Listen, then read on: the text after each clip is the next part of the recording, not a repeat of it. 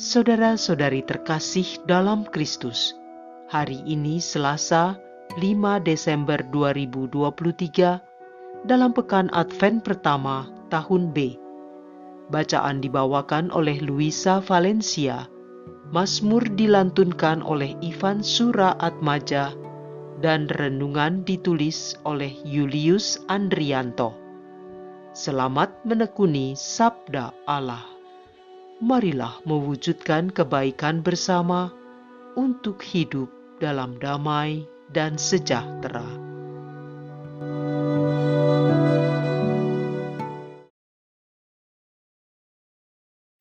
Dalam nama Bapa dan Putra dan Roh Kudus. Amin. Allah Bapa Maha Pemurah, kami menantikan dengan penuh harap kedatangan Putramu, Sang Pembawa Damai, untuk mendampingi perjalanan hidup kami semua. Bantulah kami dalam perjuangan melawan manusia lama kami yang membuat kami seringkali kehilangan kesempatan untuk bersukacita, untuk bergembira di dalam hidup ini. Semoga bersama dengan seluruh umat, kami dapat menciptakan damai sukacita seperti yang Engkau rencanakan melalui Putramu terkasih, Tuhan kami. Amin. Bacaan dari kitab Yesaya, bab 11, ayat 1 sampai dengan ayat 10.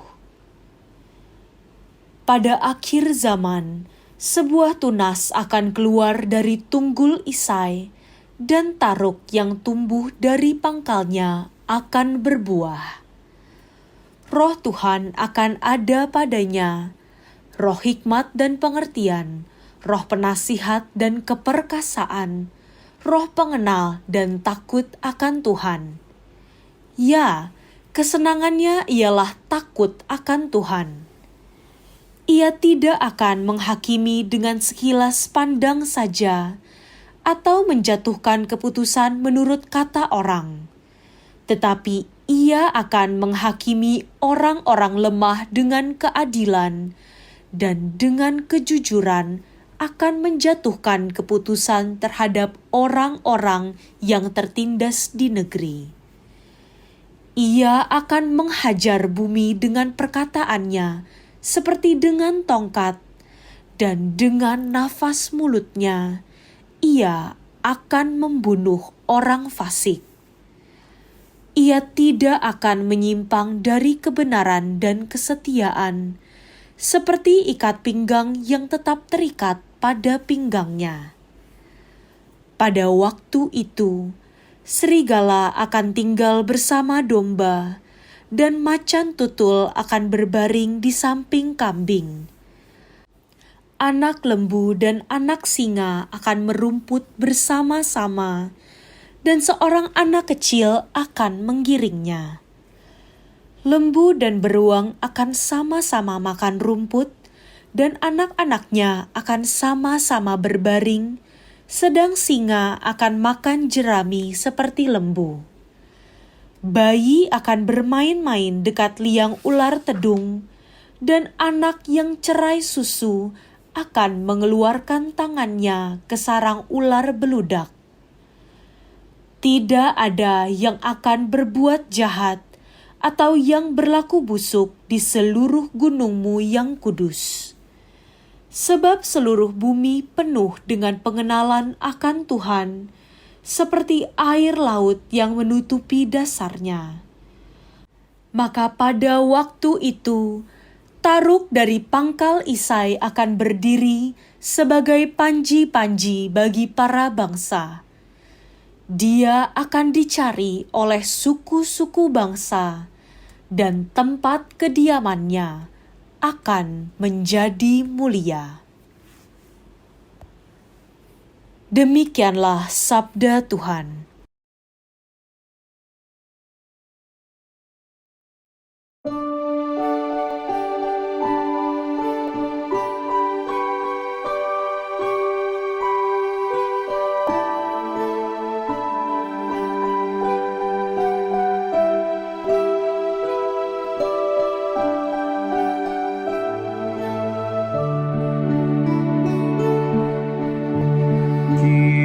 Kiranya keadilan berkembang dalam zamannya, dan damai sejahtera berlimpah sampai selama-lamanya. Ya Allah, kiranya Raja mengadili umat-Mu dengan keadilan dan menghakimi orang-orang-Mu yang tertindas dengan hukum. Kiranya keadilan berkembang dalam zamannya, dan damai sejahtera berlimpah sampai selama-lamanya. Kiranya keadilan berkembang dalam zamannya, dan damai sejahtera berlimpah sampai tidak ada lagi bulan. Kiranya Ia memerintah dari laut sampai ke laut, dan dari sungai Efrat sampai ke ujung bumi. Kiranya keadilan berkembang dalam zamannya, dan damai sejahtera berlimpah sampai selama-lamanya. Sebab Ia akan melepaskan orang miskin yang berteriak minta tolong. Ia akan membebaskan orang tertindas dan orang yang tidak punya penolong. Ia akan sayang kepada orang lemah dan orang miskin. Ia akan menyelamatkan nyawa orang papa. Kiranya keadilan berkembang dalam zamannya, dan damai sejahtera berlimpah sampai selama-lamanya. Biarlah namanya tetap selama-lamanya. Kiranya namanya semakin dikenal selama ada matahari. Kiranya segala bangsa saling memberkati dengan namanya dan menyebut Dia berbahagia.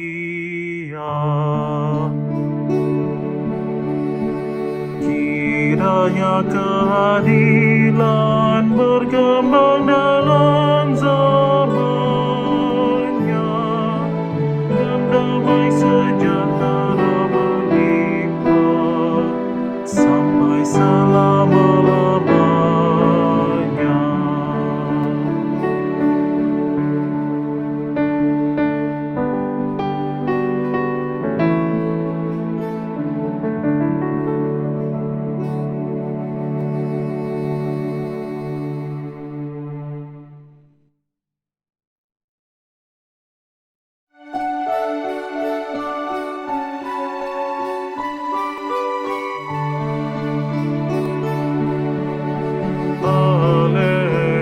Haleluya, haleluya.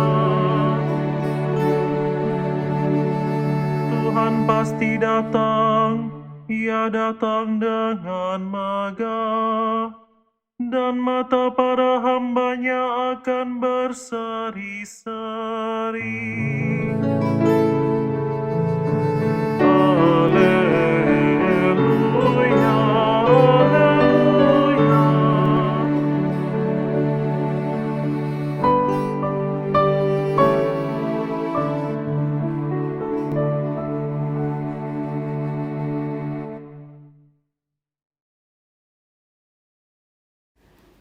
Inilah Injil suci menurut Lukas bab 10 ayat 21 sampai dengan ayat 24.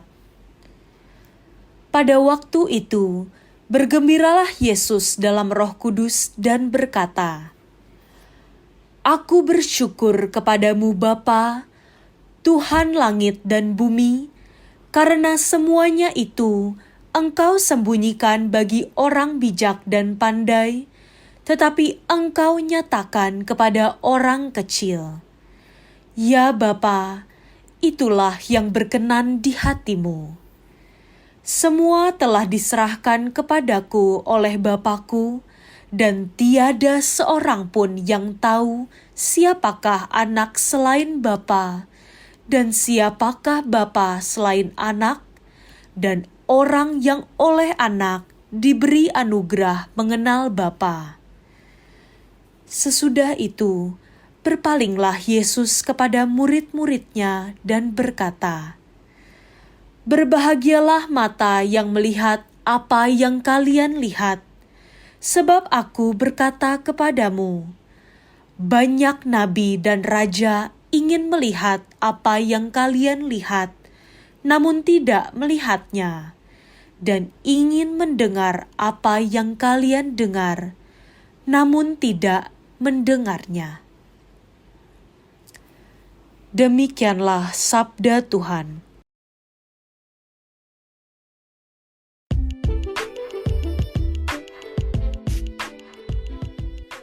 Bukan sekadar bergembira. Renungan dibawakan oleh Julius Andrianto.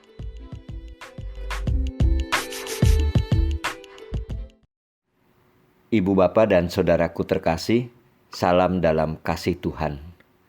Hari ini Selasa 5 Desember 2023 adalah hari biasa dalam pekan pertama Advent.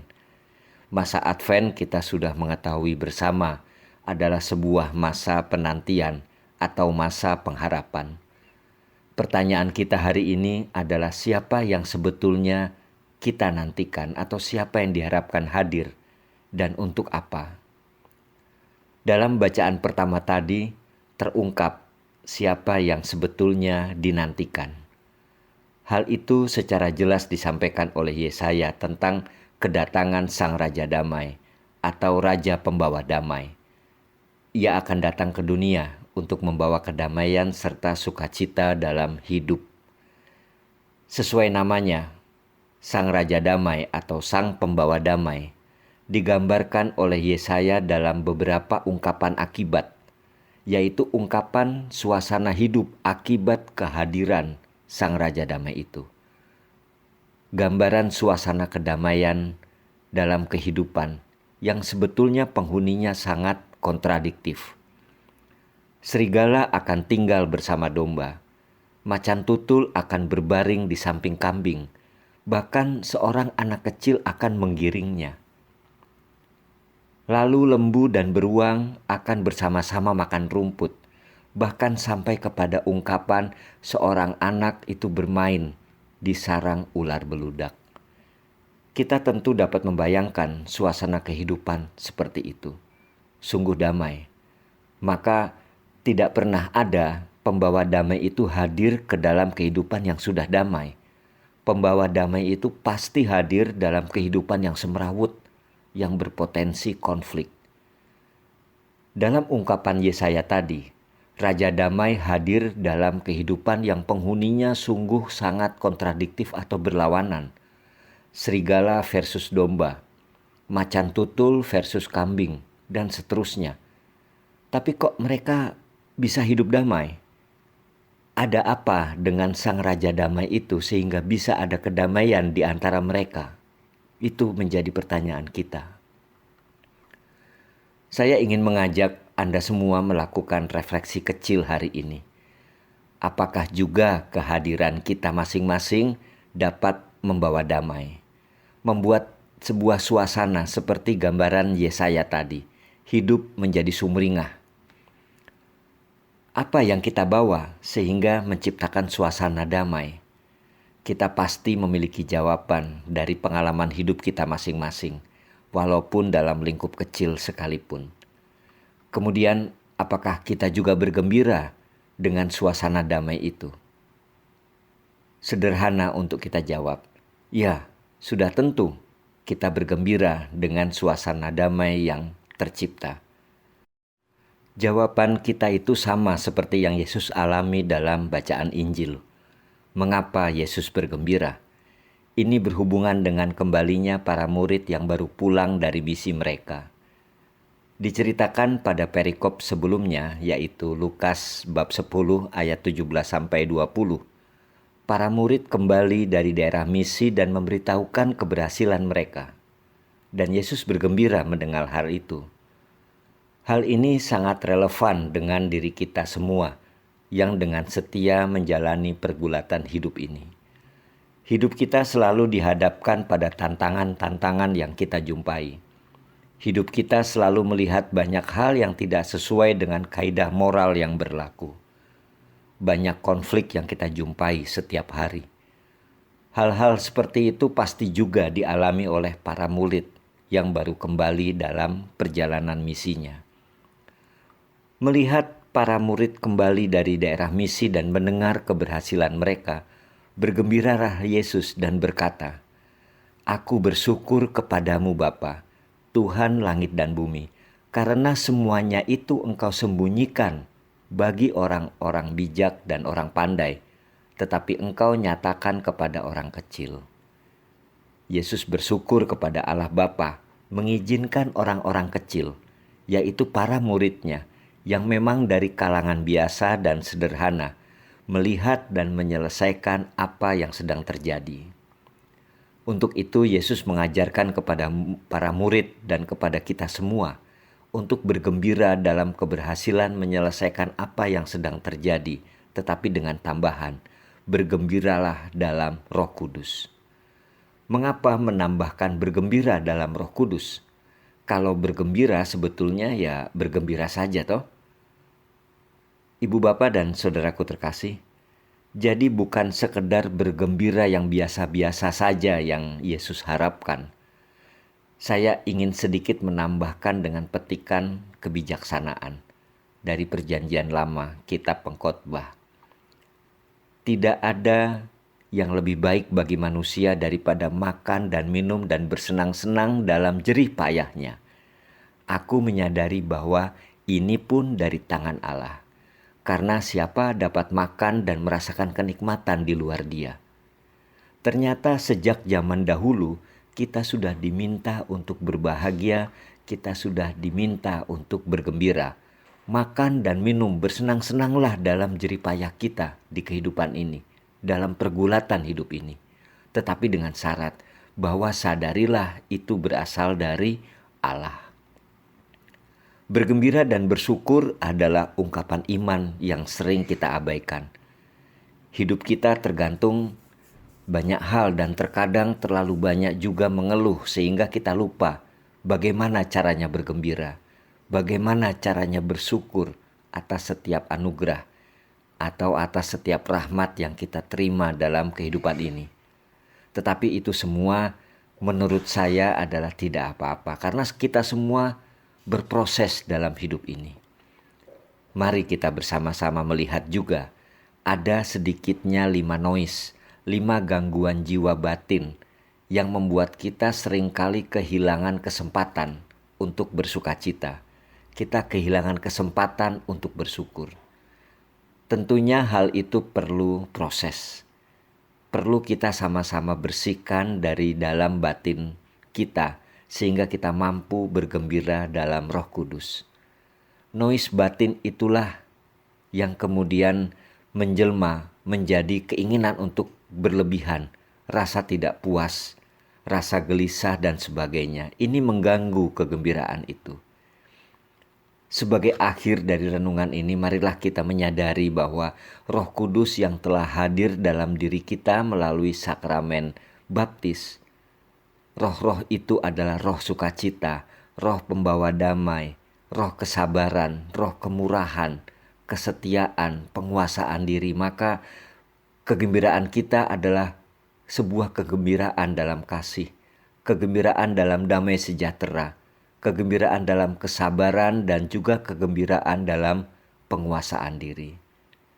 Kita semua percaya bahwa yang telah Tuhan berikan adalah yang terbaik. Maka pada hari ini, kita janganlah lupa untuk bergembira dan bersyukur. Semoga Tuhan memberkati kita semua. Amin. Marilah kita berdoa. Yesus, sumber kegembiraan sejati, penuhilah hati hamba-Mu ini dengan sukacita seperti yang Engkau gambarkan, agar kami semua selalu bersyukur atas panggilan hidup ini. Letakkanlah sukacita-Mu di dalam hati kami semua, agar kami selalu bersukacita dalam menjalani kehidupan ini. Sebab Engkaulah Tuhan dan Juru Selamat kami. Amin. Dalam nama Bapa dan Putra dan Roh Kudus. Amin.